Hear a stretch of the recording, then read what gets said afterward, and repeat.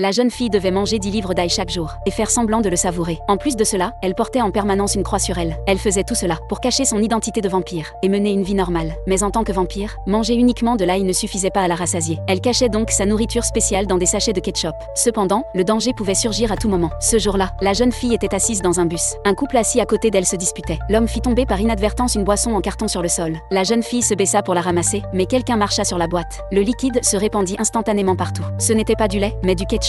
Il s'avéra que cet homme était lui aussi un vampire déguisé en humain. Le ketchup éclaboussa la jeune fille. Son odeur intense faillit lui faire perdre le contrôle. Un adolescent s'approcha rapidement pour prendre de ses nouvelles. La jeune fille se rapprocha involontairement de son cou. À ce moment-là, l'alarme des portes du bus retentit. Elle retrouva instantanément ses esprits et descendit du bus en courant vers les toilettes. Pour éviter que son identité ne soit découverte, elle changea d'établissement scolaire. Le premier jour de la rentrée, elle s'apprêtait à ouvrir son casier pour prendre du ketchup. Mais un camarade la fit partir au dernier moment. Lorsqu'elle revint, la serrure du casier avait déjà été remplacée. La jeune fille paniqua immédiatement.